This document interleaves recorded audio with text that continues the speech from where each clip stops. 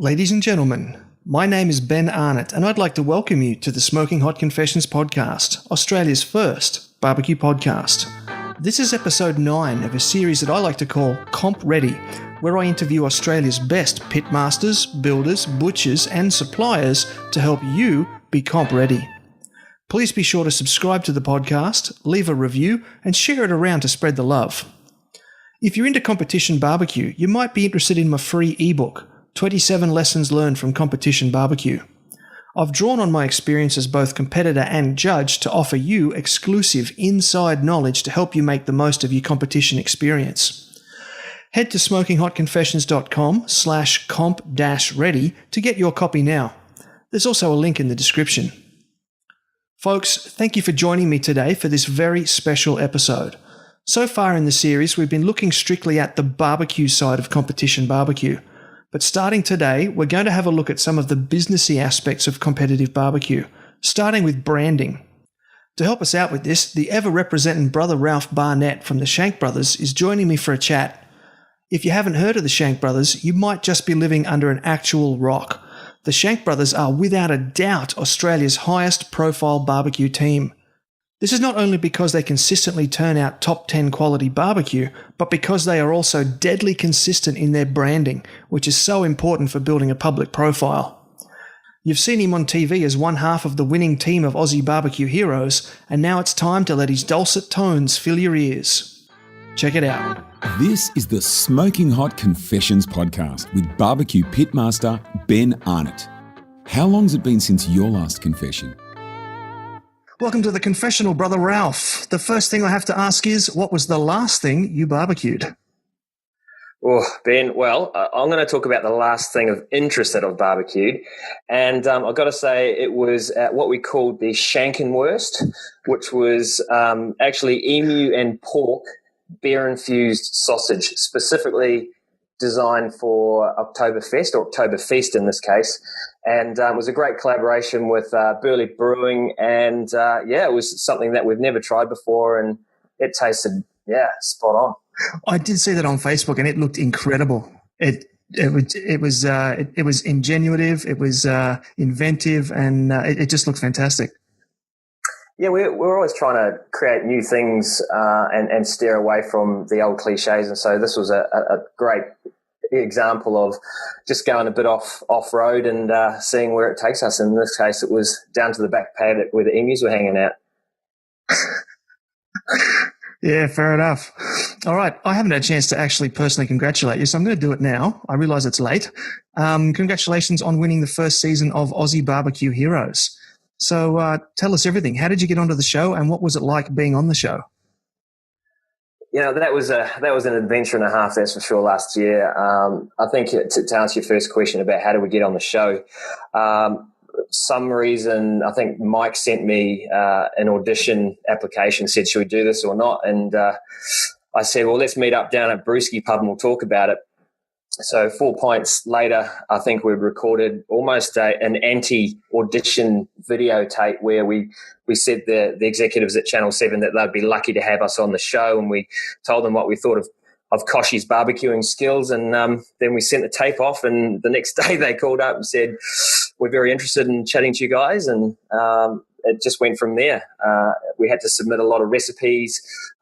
They flew up a production team and filmed us cooking to make sure that we could sort of back up what we said we could cook. And before you know it, we're on the shoot doing it. Wow! So the secret is to trash Koshi. Yeah, well, I think that is the secret to any success in life, isn't it? I mean, you've got to jump on that bandwagon, and it can only produce a good outcome. You were cooking some pretty amazing things on the show. How were you able to keep all that information in your head? Well, I think for us, Mike and I are so in tune with each other, and although we're very different and come from different spaces, what we decided to do on the show was just really break it down into, I guess, key points where if Mike was thinking about a particular style of salad, then he would store that information in his head. I would focus on, say, a particular sauce or a way to cook a protein. So we'd divide and conquer, that's for sure. And A lot of the stuff we'd been thinking about and letting the juices flow over a short period of time, just to think, what if we end up in this scenario, we'll let's go and cook something like this. So, it was all sort of percolating around, and we just tapped into that. Sounds awesome. So the big question is, how has winning the show changed your life? Well, it's funny, you talk about the word changing your life, and winning $1 million springs to mind. But I've talked to Mike about this, and it has genuinely changed both our lives, because the experience itself was amazing, and then to have the bonus of an incredible prize pool on top was really life changing. I mean, for Mike, he had never really owned a brand new vehicle, and he was kicking around in a beaten up Jeep, and I think it was on its last leg. So to be given a brand new Amarok was just incredible, and every time I see him driving around, he's got a huge smile on his face. And for me, I've got a young family, I've got 2 young children, and that caravan has already provided us with incredible holidays all up and down the eastern coast of Australia, and we're doing stuff we never could have done prior to winning that. And then the little sweetener on top, I think the year's supply of groceries through IGA was just an unexpected super bonus, where it felt like you're this sort of crazy superstar walking into an IGA, just throwing stuff into your basket, like all these exotic ingredients and stuff that you'd never normally buy. But we could just throw them in, and that meant more experimentation and testing. And I've tried stuff I never would have touched, like truffle salt and all this sort of reduction stuff. It's incredible. Sounds amazing. So did they give you like a little platinum IGA card that you get to pull out like a policeman's badge and flash as you're walking out the door? Yeah, that's it. We had these special little cards that we could sort of slide across the table, and all the IGA girls would go weak at the knees and go, "Wow, you guys must be superstars." Awesome. Something like that anyway. Yeah. So how did the road to Ozzy BBQ Heroes begin? What's your earliest barbecue memory? Well, I think in the context to the BBQ Heroes journey, and my earliest memory specifically with Mikey was one evening I invited him over for dinner, and it was just the early stage of cooking low and slow, and I just wanted to see if he was into it or not, and thought I'd throw a little special treat in my smoker, and I got him in there, and as he walked out on the back deck, I lifted the lid, and there was a smoked pig's head staring him in the face. And I surprise. Thought, surprise.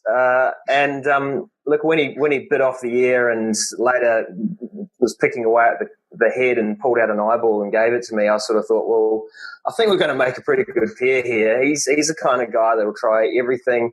He loves just like eating secondary cuts and was ripping into the jowl. I think it's his Czech background, but that's the sort of guy that I want to cook barbecue with. So that was kind of an early memory with Mike. But it just went from strength to strength. We're both from an advertising background, communication industry, so we had a lot in common. We love storytelling and love cooking. So that was really the first seed that led us down the track of being on the show. And from little things, big things grow, hey? Absolutely. Yeah, it's all the journey. As I said before, you were cooking some really impressive dishes on that show. What is it that makes Shank Brothers BBQ so unique? Well, I think for us, it's all about creativity. And when we went on the show, we said beforehand, as we sat down and gave ourselves a bit of a pep talk, we said we'd stick to certain key principles, and we wanted to make sure that everything we did had a sense of creativity. We didn't want to just be what I'd call meat puppets or meat muppets, where you're just replicating anything that you see on YouTube or that classic American style. So we wanted to show our personality through the food, and obviously you've probably seen in the show we wanted to cook with alcohol, or at least use it. I think Mike at some point got a bottle of whiskey taken off by the producers as we tried to sip it when cameras weren't looking.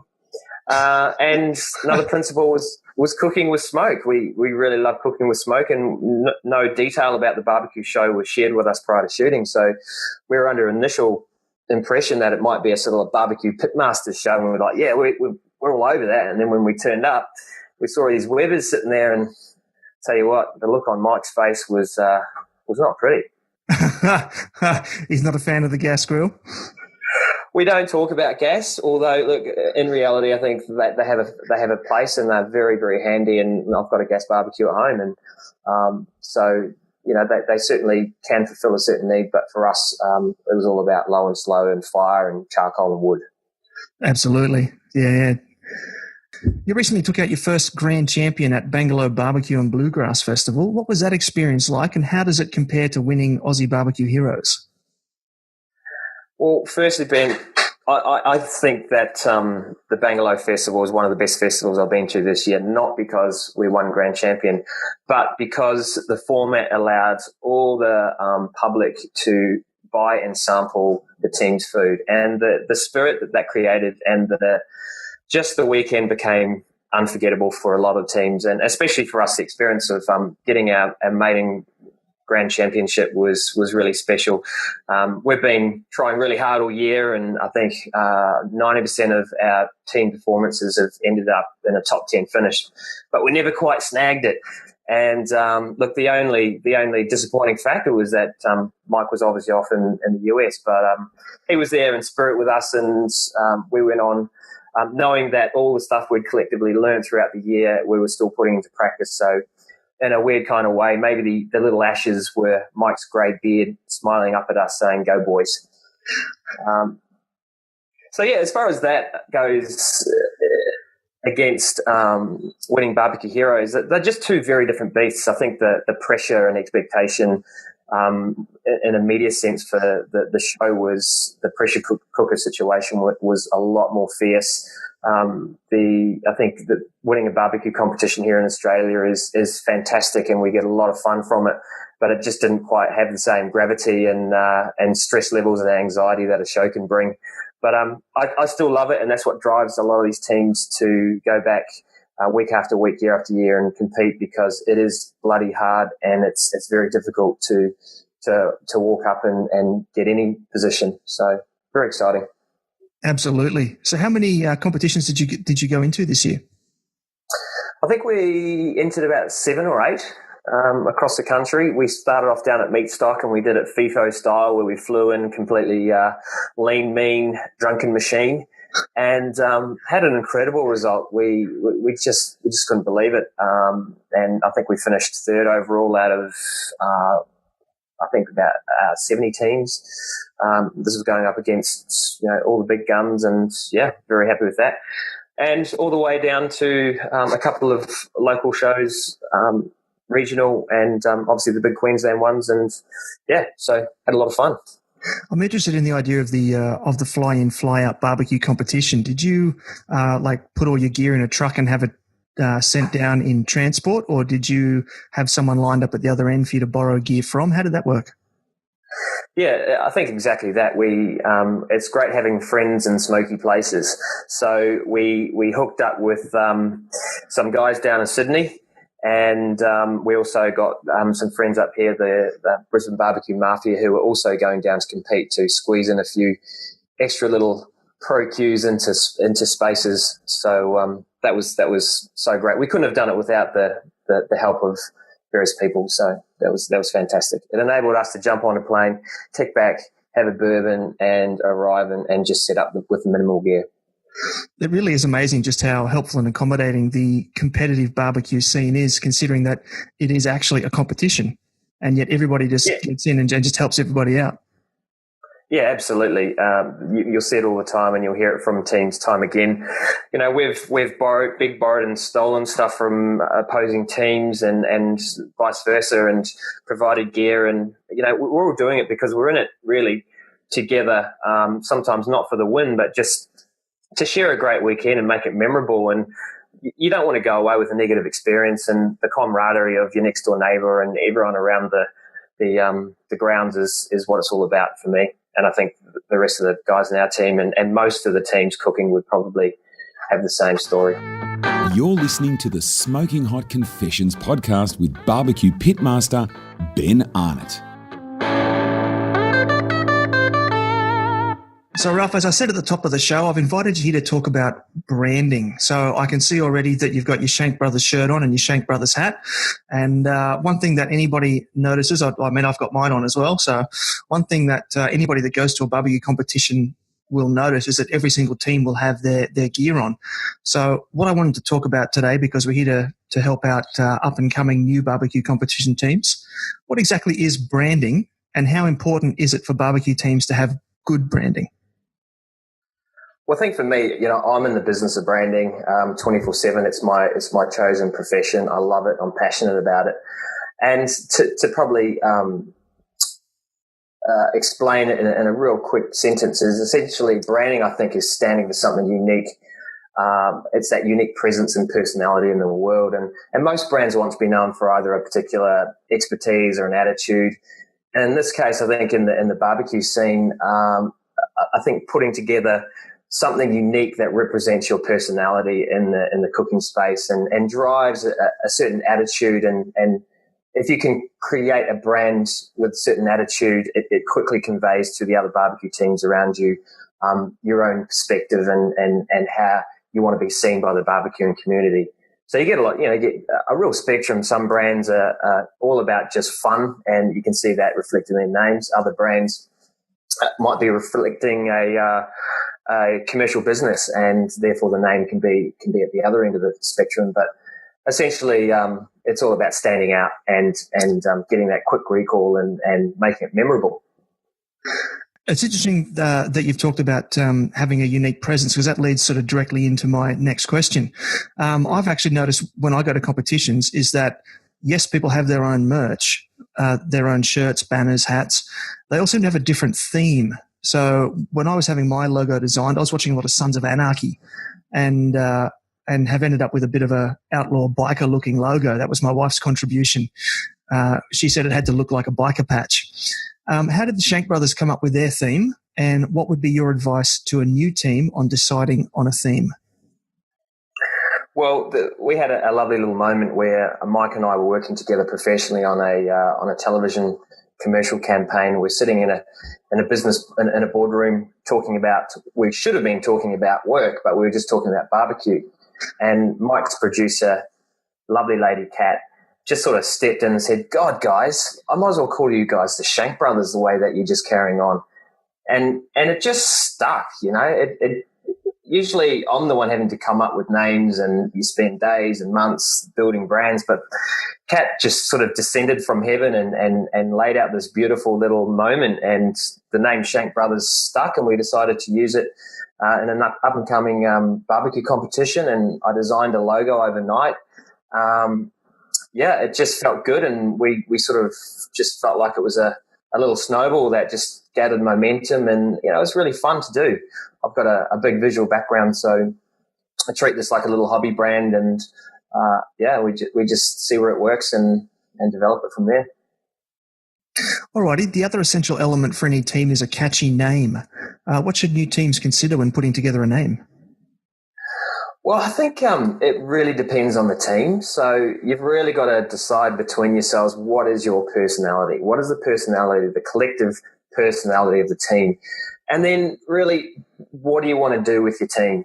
If it's just purely about having fun, then you can create a name or think of a name that gets giggles and all that kind of stuff, and we see plenty of that. But, some teams want to get serious. They're looking at business opportunities and all that sort of stuff. So, if you're thinking about opening a restaurant down the track, you're not going to call yourself Butt Smokers, right? You're going to probably think of a more commercially viable name. I think that depends what the restaurant is. Yeah, absolutely. Yeah, could work at Ipswich. I don't know. And then obviously if you are getting serious about it, you need to look at any copyright or legal considerations, because you could have the same name as another restaurant in Australia or another product. So you don't want that knock at the door and someone saying, "Hey, you've got the same name as us and you've just printed off all your own merchandise," and all that sort of stuff. So it's the world's your oyster as far as names go. But for me personally, I think keep it relatively short, because then it's memorable and it's got that recall factor, and people can quickly play back your brand's name. Where would you recommend people look to double check that they're not not infringing on someone else's name? There are various checking sites online for business names. So there are government sites where we can do a search, and that would be the first port of call. Usually, a lot of brands, they also register the domain name with a .com or .com.au. So the first thing I'd ever do is type in your name followed by .com or .com.au, and nothing comes up. Then that's a good start. That's a hot tip. Thank you very much. You had said before that that you're quite visual, so this is a good question then for you, the next one. Some teams have very simple logos, whereas others are quite ornate. So what makes a good logo, and what do people need to consider when designing a logo? Well, I think the key there, the key word in that question really is design. And I see a lot of logos, and especially in the space like the barbecue space, where everyone wants to have a bit of a crack. They want to print their T-shirts tomorrow. I think give your design some consideration. So if you have got access to a graphic designer, or if you do feel like you need to invest that time and energy and sometimes a bit of money, then I would highly recommend that.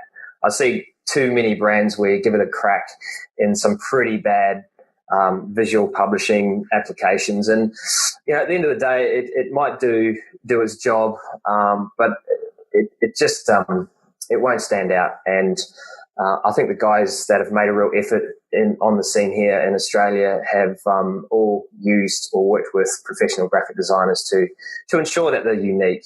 If you start Googling stuff, you end up with the same old cliche imagery and icons that we've all used and abused, and you've just got to stand out, because that's the whole point of creating a brand, right, is to be unique.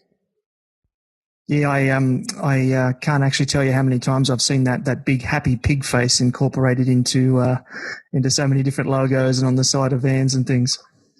Absolutely. All right, so you've got your theme, your name, and your logo. Now it's time to get some merch. Your team needs to look like a cohesive unit. So at Smoking Hot Confessions, we have branded T-shirts, hoodies, and aprons. What do you consider to be essential merch for a first-time competitive team? Well, we've I guess discovered along the way that the best merch you can ever produce is functional merchandise, because it's all well and good printing stuff that might look cool on various applications, but if you're sitting there in winter freezing your ass off and trying to find a jacket, if you don't have a jacket that's all merched up, well, then you can't promote your brand. So something functional like a hoodie or a T-shirt, first and foremost, keep the sun off you, so cap, all that sort of stuff. That would be the first port of call. For us, the next big item that we identified as really having to focus on getting the merch right, or at least getting the brand right, was our marquee. Because in the barbecue scene, in the comp scene, everyone has to have a marquee. You've got to, it's for shelter, it's for sun protection, it's to keep out your neighbours so they're not spying on you. Just joking there. So we created what's now been coined the Shank Brothers, which is it's a pretty cool marquee, and a lot of people see it coming, or at least can spot it a mile off, because it looks like a beaten up kind of wooden HQ, and we get a lot of fun from putting it up and cooking out of it, and it's really great for, again, projecting your brand forward. I have seen the Shank Brothers a couple of times. It's pretty spectacular. We do love it, and again, that's only come through fantastic collaboration and sponsorship. So Josh from Ozzy BBQ sat down with us and said, "Look, I want to get on board and support you guys, but I want to make it meaningful." So we sat down and said, the best thing that we can do collectively is to brand up our marquee and get it standing out. So job done. Thanks, Josh. Yeah, indeed, very much. So where should new teams be looking to get their merch made, and what should they expect to pay? Have you got any tips for where to start out? Yeah, look, there's a full spectrum of printing options available. If you wanted to, you could print something on a coloured printer and iron it on your T-shirt. I've certainly been there before. But there are a lot of screen printers and digital printers out there, and the costs are coming down exponentially compared to what they were when you had to go to a silk screen printer years ago and print each individual colour. So there's a lot of online places and a lot of physical stores. The setup costs vary. That's something to really factor in. Most places still have a setup cost for a lot of merchy stuff. But once you're over that hurdle, then the cost to then print more T-shirts or any other collateral seems to come down a lot. So we use a print bar here in Brisbane, but I think every city has their own little specialist print place that are always happy to help. And if you know a printing place that are also passionate about low and slow, I'm sure they can do contras too. You know, the old brisket for a few T-shirts would never go astray. So you never know. The old world of barter could work. Very nice. I like it. We've got the beer economy in Australia, so now we've got the brisket economy. Absolutely, and the brisket dollar is strong. Yeah. The exchange rate's good. I like it. This segment is proudly sponsored by Coastline Barbecues and Heating. With stores in Oxenford, Southport and the Tweed, they are the Gold Coast's only Weber specialist. Alrighty, Ralph, it's time for our segment 3, in which I'm going to throw some questions at you that have come from the public, and we've got Matt with us here live today who's going to ask you a question as well. So the first question comes from Brett. He wants to know, do the Shank Brothers have a mission statement, and what is the ultimate goal or outcome? Firstly, who's asking this question? I think I've got an idea here. It's not Brett Connell, is it? Perhaps. Well, I think he's doing some underground bloody snooping here, trying to steal our mission statement and goal to swipe on down for the mongrels. I'm cautious here. Got to be cautious. This guy's trouble. He is. He's definitely a dirty mongrel. Yes, he is a dirty mongrel. Anyway, Brett, thank you for your interesting question. Look, as far as mission statement, I think I'll talk about principles. And I think the Shank Brothers, we've got certain principles that we always try to connect with, and one of them is always have fun. So whether it be at a competition, at a collaboration, or a class, we try not to take ourselves too seriously, and through that comes a really nice experience for all of us involved, and just try and get a lot of enjoyment out of it. So that's one of our principles. Another one is effort in equals reward out for us is a biggie. Like there's no point in hitting a comp scene and saying, oh, that's a bit crap. We came 58th out of 59 teams and we only practiced once leading into the comp, or with the show itself. Mike and I put a hell of a lot of effort, and we got a reward out of it, but it was a lot of hard work. So you only get out what you put in. Another principle is the whole notion of collaboration. So as a little brand, we love the notion of collaborating with people, with brands, just to see where it's going to take the scene. And so we're always on the lookout with little whether it be an event, whatever that might be. But yeah, collaborating is always good. And then the fifth one is probably the one that we hold closest, and that is to be unique and creative when cooking with barbecue. It's not just about can we replicate something that we've seen. Look, we can push down on a piece of brisket or a piece of meat to show it juicing. That's not what we're about. We're about the creativity and not being afraid to try something for the first time. And if it's a dud, then that's fine. But we'd rather do that than just replicate and be, as I said before, meat muppets. I love that term, meat muppets. So just expanding on that, on what you were just saying there, how many times do you practice a new recipe then before you do take it to a competition? We don't have a set number of practices, but certainly, a number one rule of the competition side is that we will never ever turn up and try something new on the day. Like, we will always practice, and we'll always designate a particular protein to a person, so then they have a certain amount of ownership and accountability for that hand-in box. And what we found over time is that if we all just sort of kick around and hand in one protein, then no one takes that ownership, and we've seen results dip quite heavily. So when it comes to practice, it's really up to the individual team member to practice as much as they need to get that particular hand into a point where they're really happy with it. So if you're nailing it within a couple, 2 or 3 practices, and that's great. But I've certainly been at the other end, wrestling with lamb for months on end, and almost giving up in tears and saying, "Look, this thing's not bloody worth it."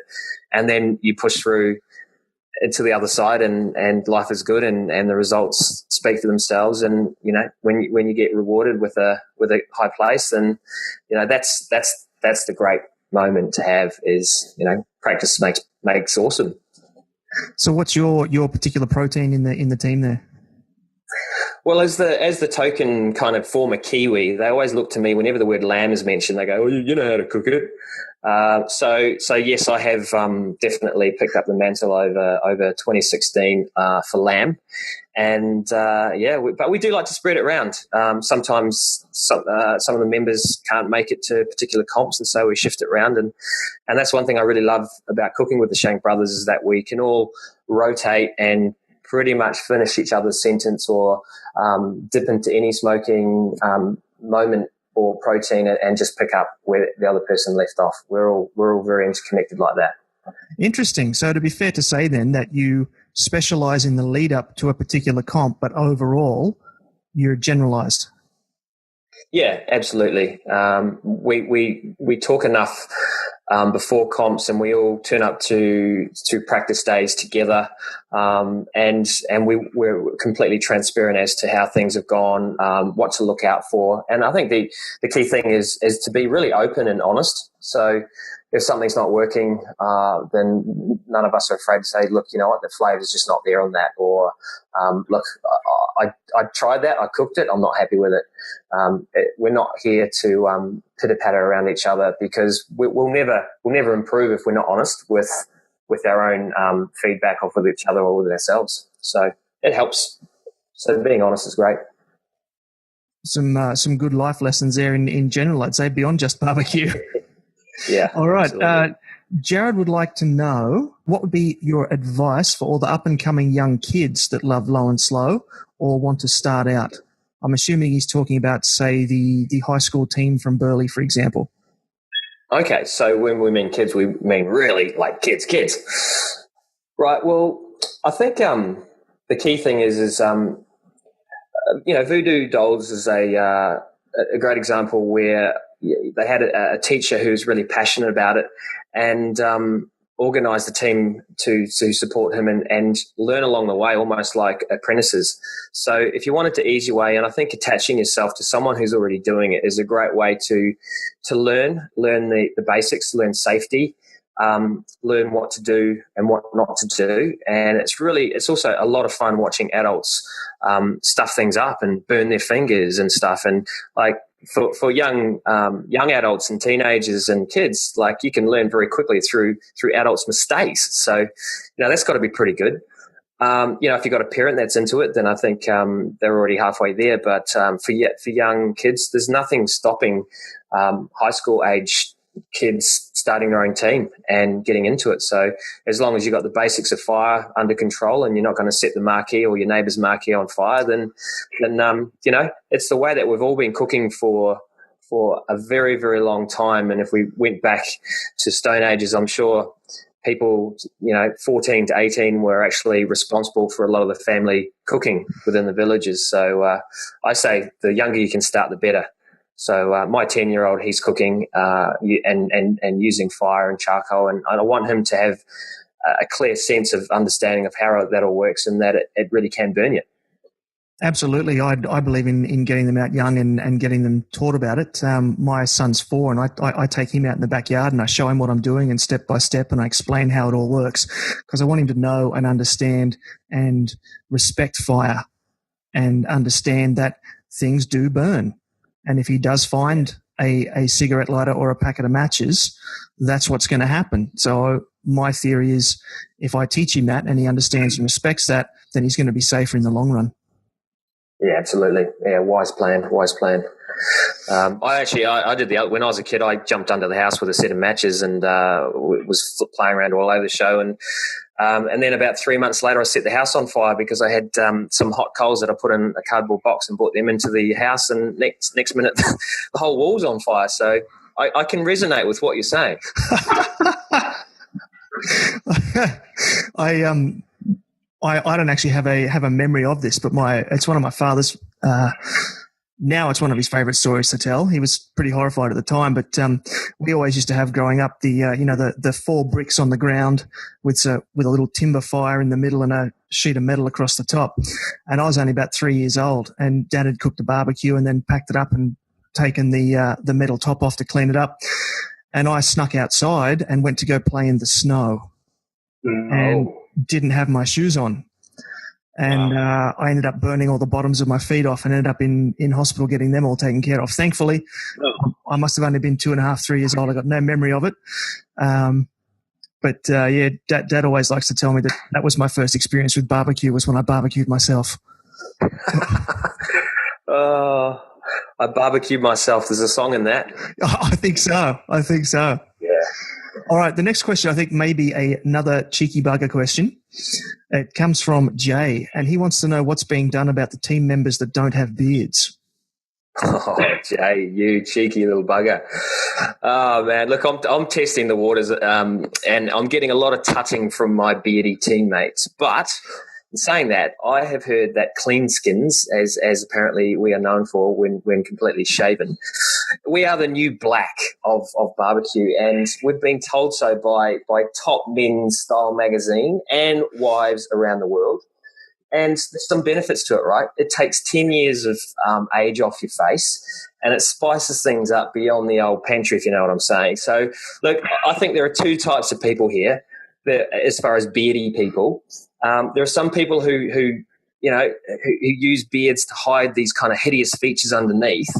And then there are others who just belong to beards. You know, Mike's a classic for that. He really is a beardy guy, and he deserves to own that beard and be the owner. So, but, I like to flirt between worlds. I've had a beard. I like to shave as well. So, yeah.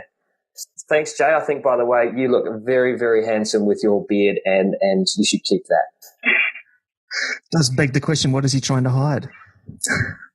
Yeah, true. But I think he falls into the second bucket, which is he's a man that owns a beard, and he looks, I think, 50% friendlier with that beard, and there's a lot of love there in that beard.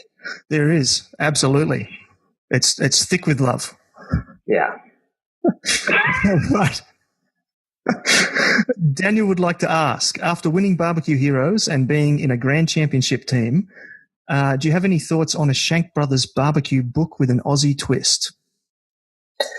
Look, that's a really good question, actually. The short answer is yes, of course, we'd love to put out a Shank Brothers BBQ book. We've been researching a few ideas and angles over a few pints into how we would do it. One thing that we don't want to do is produce this kind of same barbecue book. I think the world's full of those. The competition to get any sort of serious sales is obviously quite high when it comes to barbecue literature. But I think an Australian perspective would be fantastic. There's so much diversity and fusion techniques that I think it would be a really great sort of spine to run through the book. I don't know how limited the global appeal of an Australian perspective could be, but I don't know, watch the space. And I think if there's any listeners that have any unique collaboration ideas, we're always open to it. But I think 2017 could be an interesting year of starting to scratch into that space, and we'll see where it goes.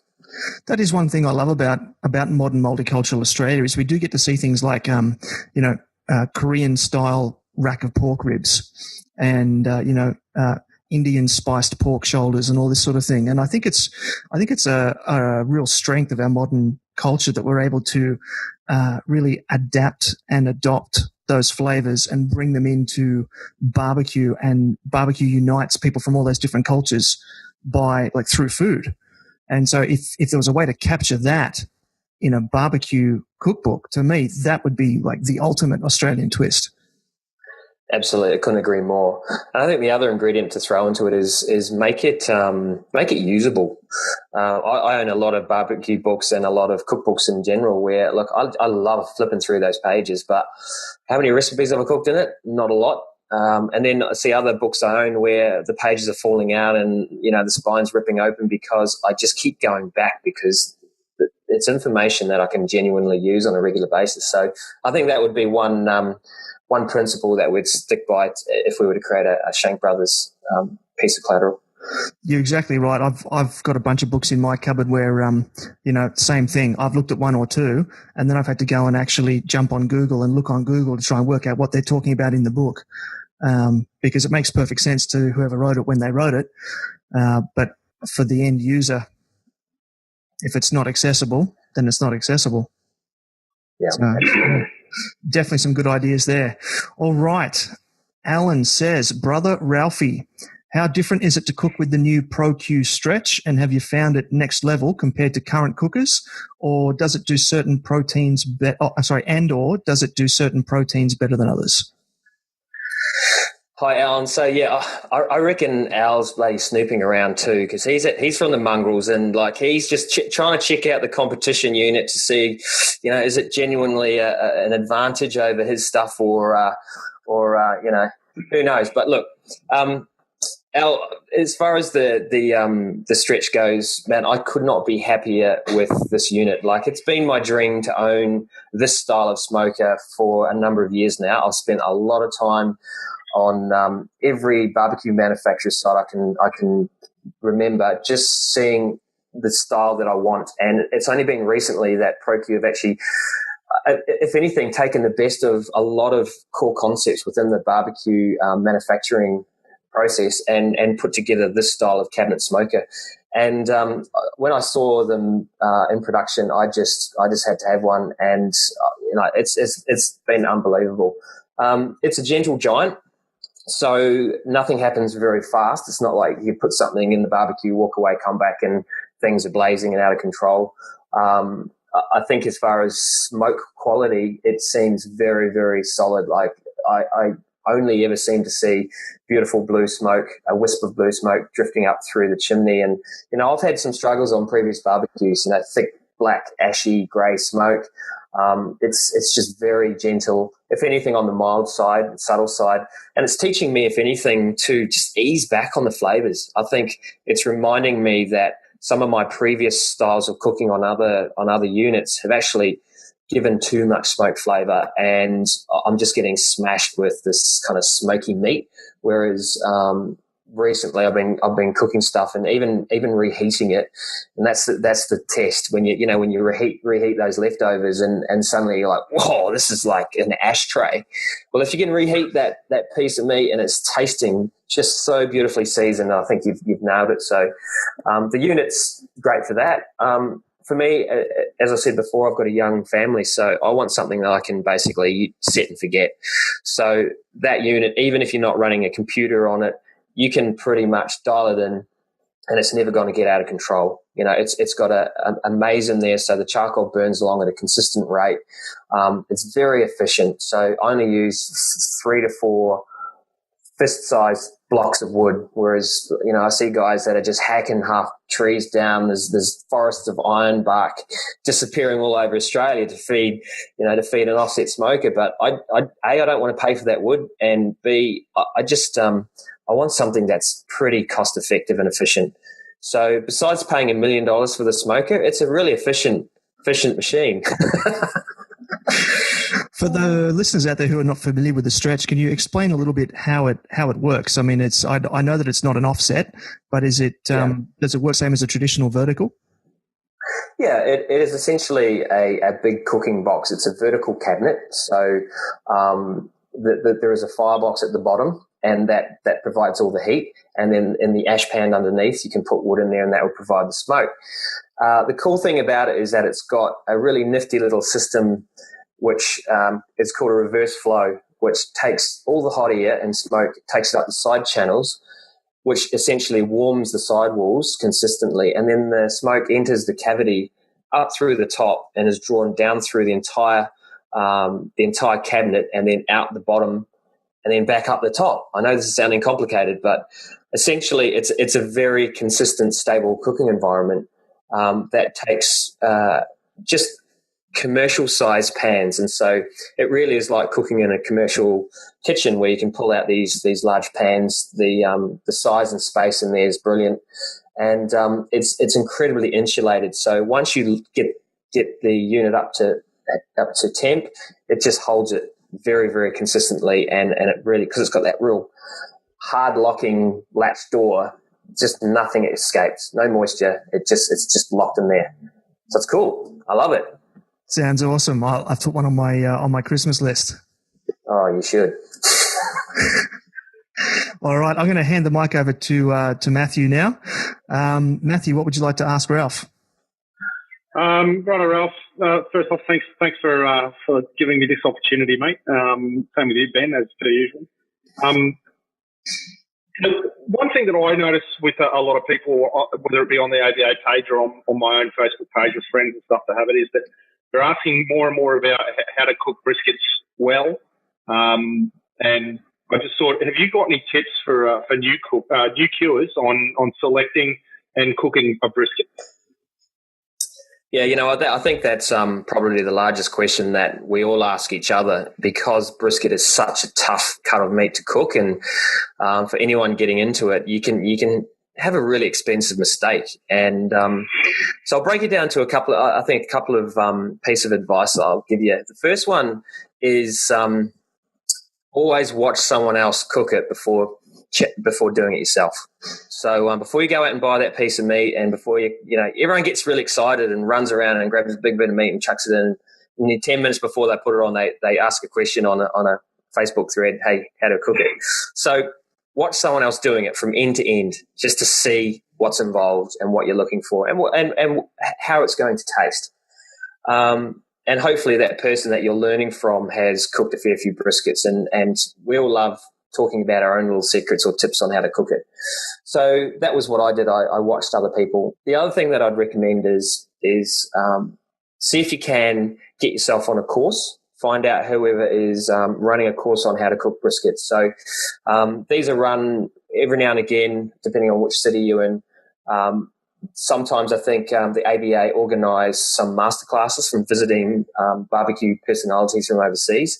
So I've been to a pretty thorough brisket class by Chris Marks from Little Pig's Barbecue, and seeing it right in front of you, being prepared and knowing what to do is so much different and more beneficial than watching any YouTube video or following a book. There's nothing that beats seeing it in the flesh and then asking those pertinent questions as they arise contextually. So I think going to a course, watching someone else, and then just approach it in a way that is low risk. So start off maybe with a flat or a point end, for example. So for those listeners that don't know, the brisket is made up of kind of two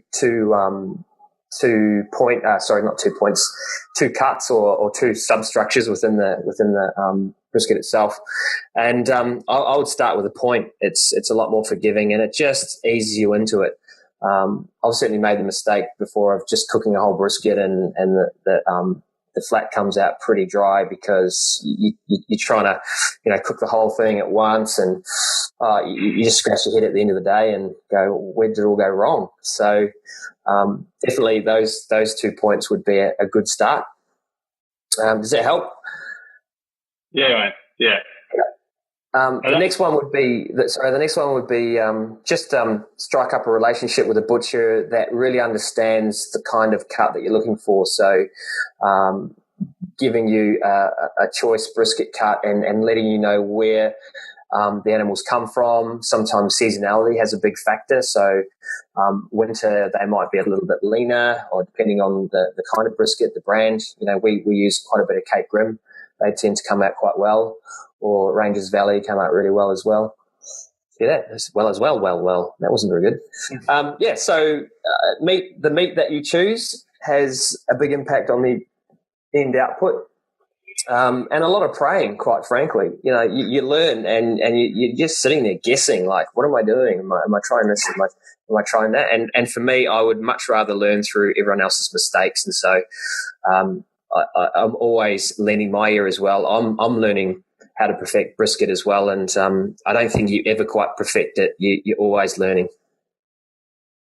If I could ask a question just on the back of that, everybody's mad about burnt ends right now. So when you're doing burnt ends, do you cook a point and a flat separately, or do you cook one and then separate them partway through, or what's your general approach to burnt ends? We've tried just about every configuration. We've cooked it all as one, and then magically sawn off some choice burnt ends and treated them like a little baby in their own little tinfoil tent, and and then they come out, and some days they're like God's jewels, and then other days they come out like mush, and we haven't done anything really that different.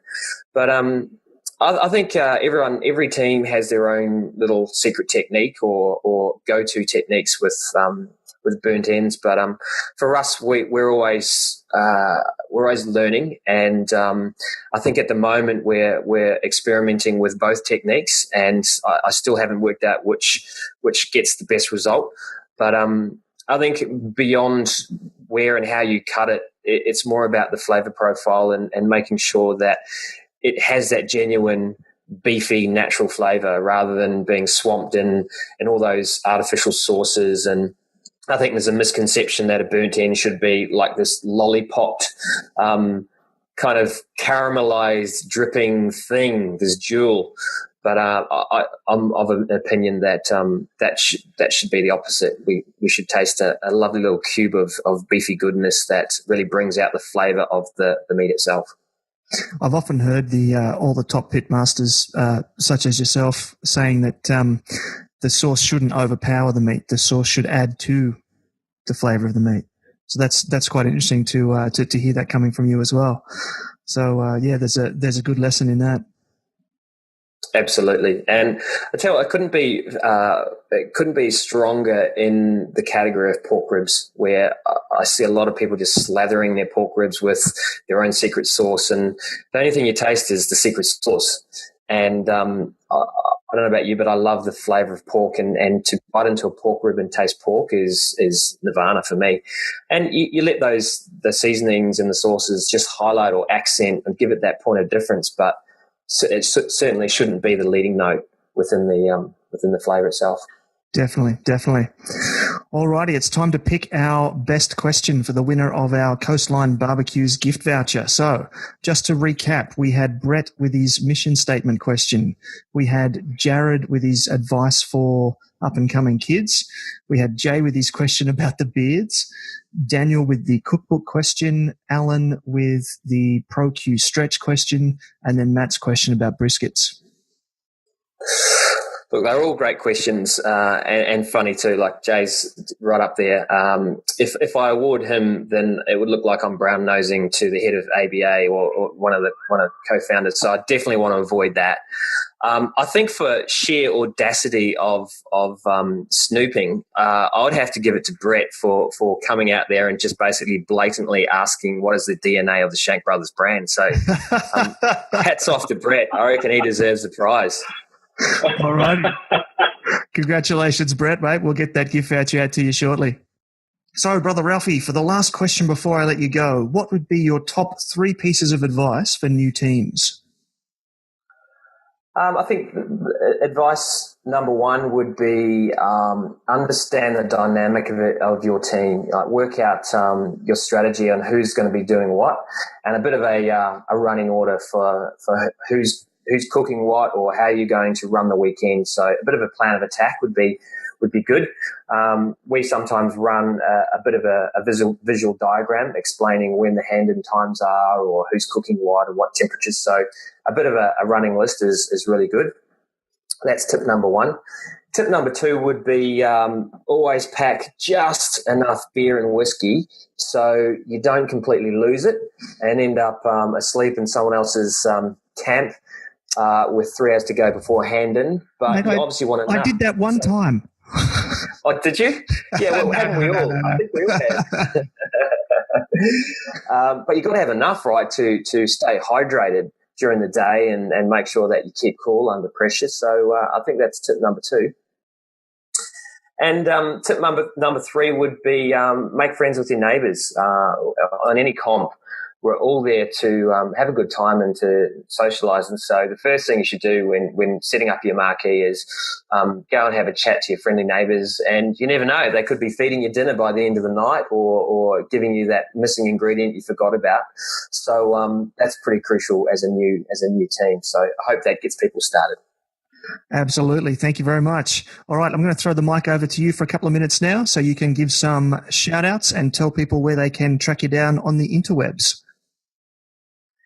Cool. I mean, firstly, I'm speaking on behalf of Mike, who was one of the co-founders of Shank Brothers. So big shout out to him. Without him, we wouldn't have created this brand. And then next to the boys who also get in there and make our competition team the success it has been. So Chris and Al, they're great characters and really unique. They bring so much to it. So thanks, boys, for all your work over this year on the comp scene, and we've obviously come home with some fantastic results. So thanks very much for that.